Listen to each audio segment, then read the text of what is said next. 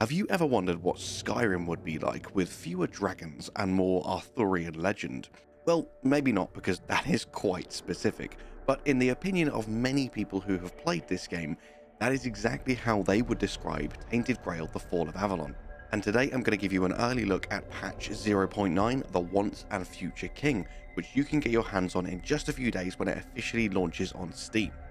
As I was reading that out then, I just realised how incredibly scripted that sounded. I just go all posh and professional when I'm writing my audio lines. I guess that's the British in me seeping through, but I digress. What I'm trying to say is that this isn't a sponsored video.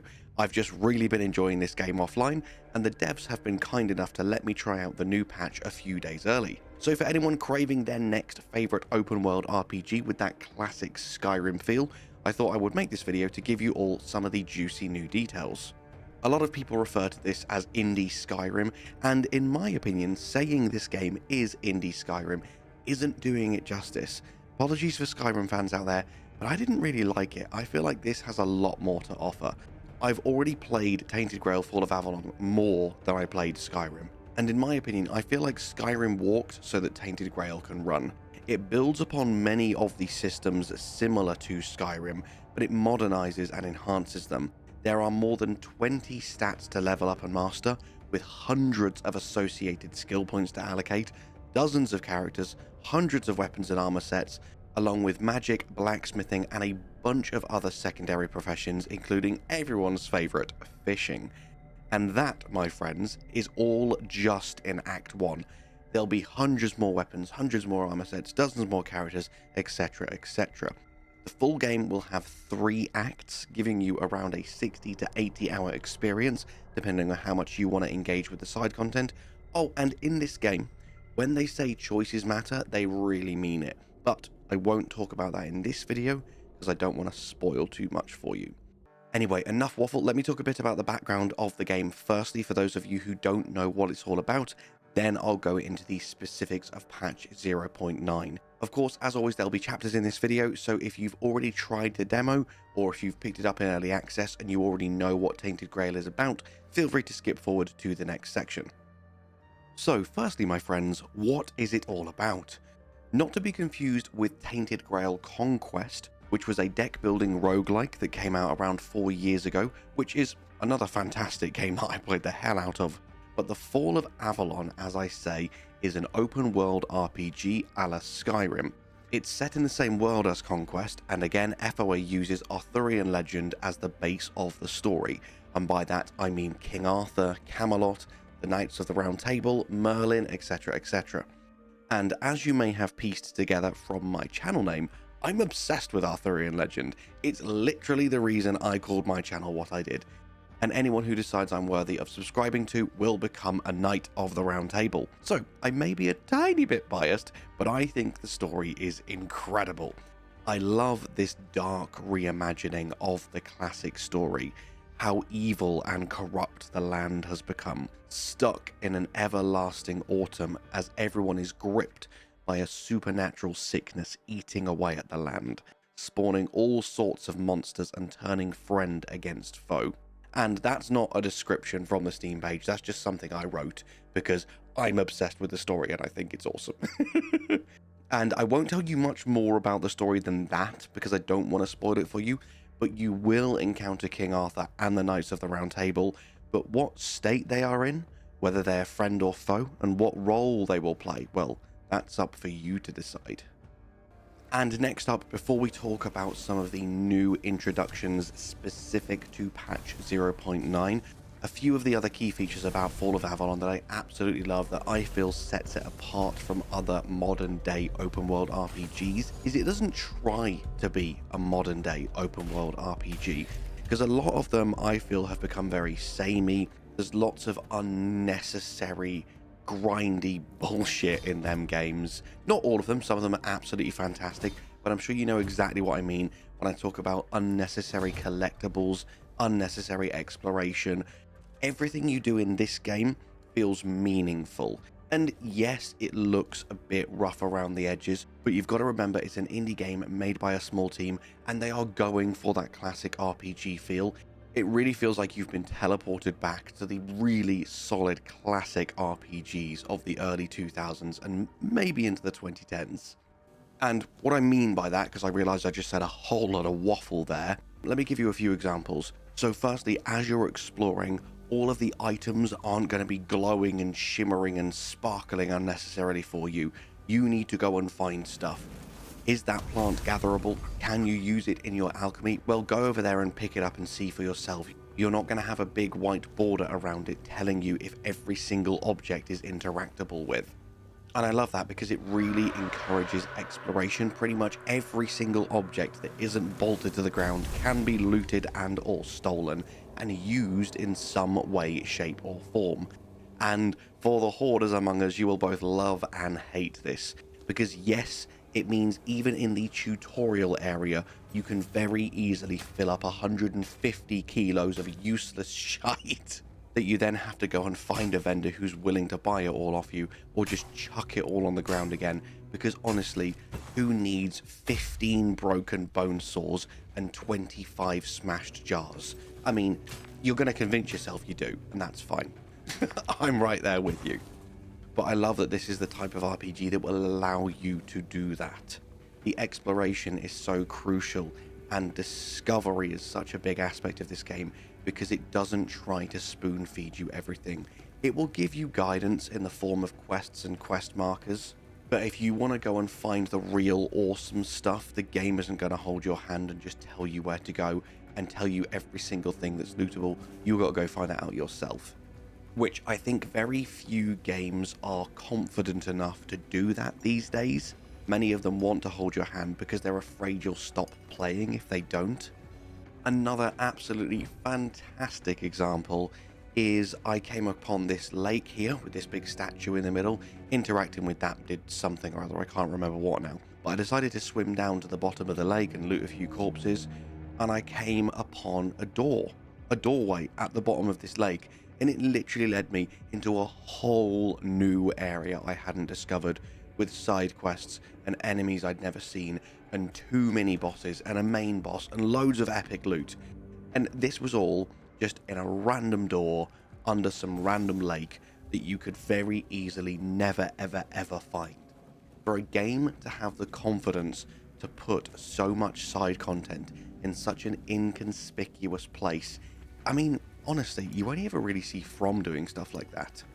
Hopefully that's enough of an understanding for you about what the game wants to be and what the game doesn't want to be, to give you full clarity before you go in and before you decide to make a decision whether you want to play it yourself, if it's the kind of game for you.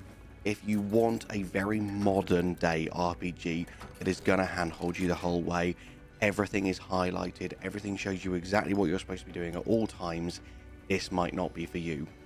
This demands a bit more free thinking, a bit more of an open mind, a bit more trial and error. And I mean that quite literally sometimes.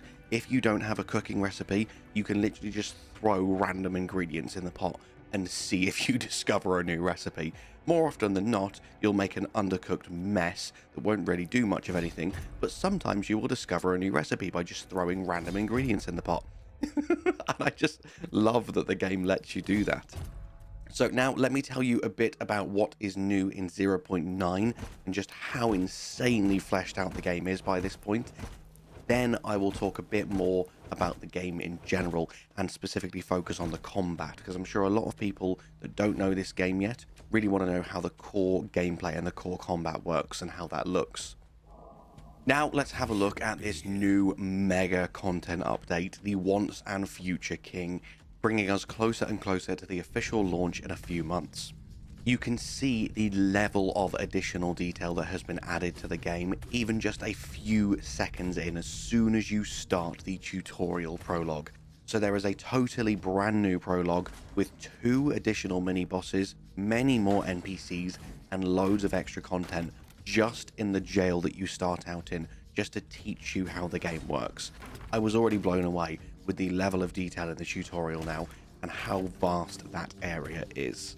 There is loads more content throughout Act 1 with additional quests, additional dungeons and caves, more enemies, more enemy types, and lots more loot. They have revamped and upgraded the crafting systems. This includes blacksmithing and alchemy and cooking. They have even revamped magic for a much more dynamic and satisfying feel. There is a new summoning system in place. I must admit, I have not used summoning yet, either on the old patch or on this patch, so I can't comment on that, but sounds cool. The overall feel of melee combat has been enhanced. It feels very meaty, very weighty. I really like the combat in this game, but we'll talk about that in depth later. The attribute and perk system has been revamped for more flexible build crafting and more useful perks. And I was not lying when I said there are hundreds of perks. Just in the strength category alone, as you can see here, there's around 80 just in one category. It is insane. They have revamped and upgraded the UI. They have revamped Weird Night, which I won't go into in this video because it's getting a little bit technical.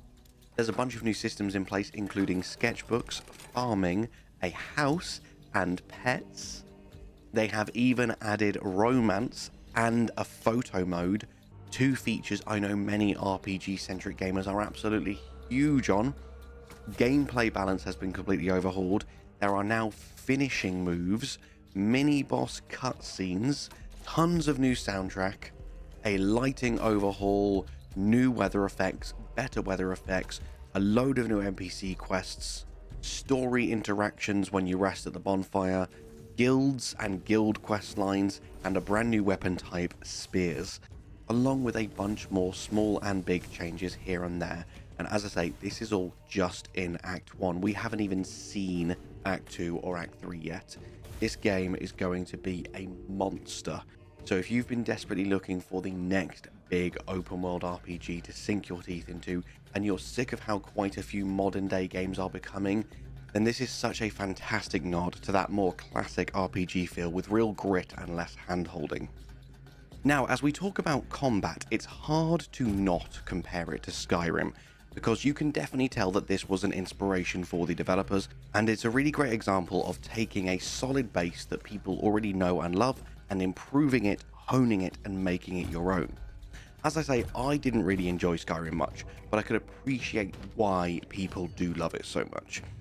And I do think that people tend to look back at it with rose-tinted glasses and forget just how weightless and spammy the combat could be. And at the time, it could be forgiven for that, because the RPG elements were very in-depth and the other systems in the game were so ahead of its time. But FOA takes that level of depth, that level of choice, and the detailed gameplay systems, whilst also modernizing the feel of the combat and making it really impactful and meaty. It can look simple on the surface before you play it yourself, but it is surprisingly complex. Not even looking at all of these skill trees and perks that you can unlock, just talking about the starting weapons in their most basic form. For melee weapons alone, you have charged heavy attacks, you can parry, you can block, you have sprinting attacks, executions and finishers, dodging, even sliding. And supporting this, you've got a full stealth system, including stealth attacks with damage multipliers and crit multipliers, and yes, this can be combined with archery to make the most powerful version of the stealth archer you've ever seen. And then you've got a full magic system in the game too, with some incredibly cool and unique spells to find and learn. So all of these things I just mentioned, along with the hundreds of weapons and hundreds of skills and perks in the game, mean you can customize pretty much any fantasy archetype you could possibly think of. I love being a battle mage in games. I want big heavy armor, mace, shield, fireball. That's my baseline, that's how I love to start. And I didn't even need to try hard for all of these things to fall in place. They were all pretty much handed to me. It's as if the game knew that's exactly what I wanted to do. I love a battle mage. So if you have played this game, let me know, what's your go-to archetype? What do you like playing as? If you haven't, what are you hoping is in the game? Who do you like to play as in your medieval fantasy RPGs? Anyway, my friends, I feel like I've taken up enough of your time. I have so much more to say about this game, but I'm going to wait until a few more people have got their hands on it. I'm going to wait until patch 0.9 is officially out, and then I will start dropping more content and proper guides, etc. when the full game is launched. I don't want to start doing guides and content too much now because the game is likely to change and improve a lot over these next 2 months. But let me know your thoughts and opinions of Tainted Grail: The Fall of Avalon, and I look forward to talking with you about it more in the future. With that, my friends, all that's left for me to say is thank you so much for watching. I hope you have an amazing day, and I'll see you in the next one. Bye bye.